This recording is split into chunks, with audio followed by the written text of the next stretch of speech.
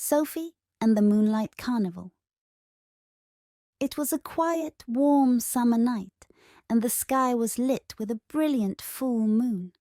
Sophie lay in her bed, unable to sleep, staring out her window. Suddenly, she noticed something unusual, a trail of glowing fireflies twinkling just outside her window, moving in a perfect line toward the nearby woods. Curious and excited, Sophie slipped out of bed, put on her slippers, and quietly tiptoed out of the house, following the glowing trail. The fireflies led her deeper and deeper into the woods, until she saw something incredible ahead. Bright lights, colorful tents, and music drifting through the air. It was a carnival, but not just any carnival. This one seemed to glow in a silvery light, as if it had been painted by the moon itself.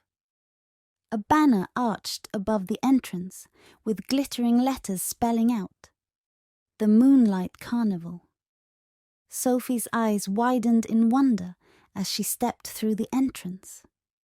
The carnival was filled with sparkling rides, glowing animals, and laughter that echoed in the night. As she walked, she noticed that the people at the carnival weren't ordinary at all. There were performers dressed in shimmering outfits, jugglers whose balls floated in the air without them touching them, and animals that spoke in gentle whispers. "Welcome, young one," came a deep voice.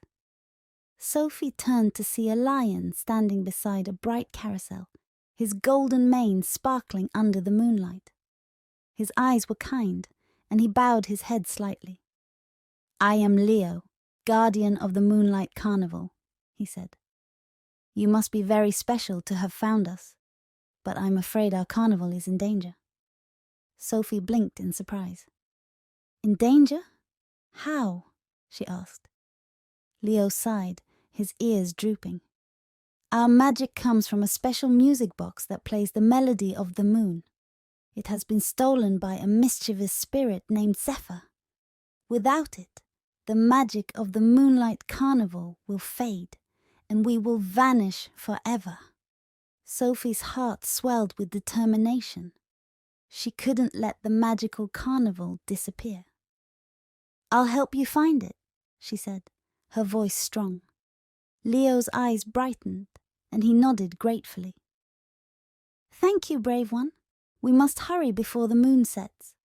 Come, I know just the person who can help us, a juggler named Felix who has seen where Zephyr went."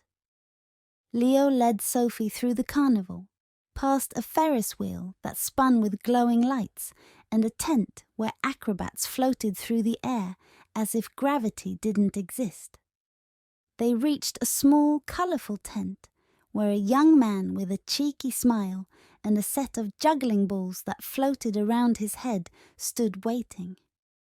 "Ah, visitors," Felix said, his eyes twinkling mischievously.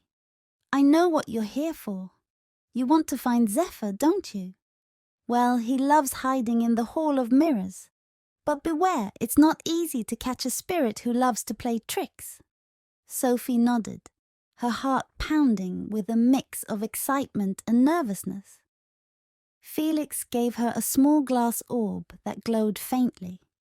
"Take this," he said. "It will help you see through Zephyr's illusions." With Leo by her side, Sophie made her way to the Hall of Mirrors. The entrance was a swirling archway of silver and blue, and as she stepped inside, she found herself surrounded by countless reflections. Each mirror showed a different version of the carnival, some beautiful, some dark, and some upside down. She could hear Zephyr's laughter echoing through the hall, a playful but eerie sound. "Follow me," Leo whispered, his eyes focused ahead. Sophie held the glowing orb tightly, its light helping her see through the illusions. As they moved through the mirrors, she caught glimpses of a shadowy figure darting between reflections. "Zephyr!" Sophie took a deep breath and stepped closer, her eyes scanning each mirror carefully. she noticed one reflection that seemed different. It was flickering, as if it wasn't quite real. "There!" she shouted, pointing to the mirror. Leo nodded, and together they stepped through it. On the other side they found Zephyr, a small mischievous spirit with twinkling eyes and a cloak made of mist. He was holding the music box, its gentle melody barely audible. When Zephyr saw them, he giggled and floated higher, the music box dangling from his hand. "You can't catch me!" Zephyr taunted, his voice like the wind. Sophie knew she had to be clever. She looked at Leo and whispered, "Distract him." Leo nodded and roared, the sound echoing through the hall. Zephyr's eyes widened, and for a moment he lost focus. That was all Sophie needed. She held up the glowing orb, its light shining brightly, and Zephyr squinted, momentarily blinded. With a quick leap, Sophie grabbed the music box from his hand. Zephyr pouted, but then smiled, his form shimmering. "Well played, little one," he said, his voice no longer teasing. "The music box is yours. The carnival's magic will live on." With the music box in her hands, Sophie and Leo hurried back to the center of the carnival. Felix and the other performers gathered around as Sophie wound the box. A beautiful melody filled the air, and the entire carnival seemed to glow brighter. The ride sparkled, the animals danced, and the performers cheered. "You did it!" Felix said, giving Sophie a playful bow. "You saved the Moonlight Carnival." Leo looked at Sophie, his eyes filled with gratitude. "You are always welcome here, brave one. The Moonlight Carnival will appear whenever the moon is full, and you will always have a place among us."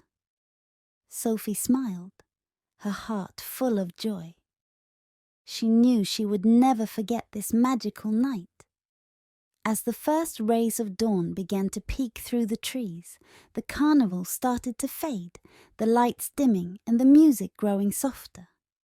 Leo walked Sophie to the edge of the woods, his mane shimmering one last time in the moonlight.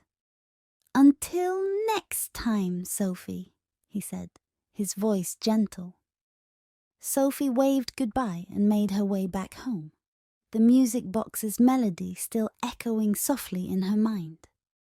She climbed back into bed, the adventure feeling like a wonderful dream. But when she looked at her bedside table, she saw a small glowing firefly, a reminder that the Moonlight Carnival was real, and she could visit again whenever the moon was full. The end.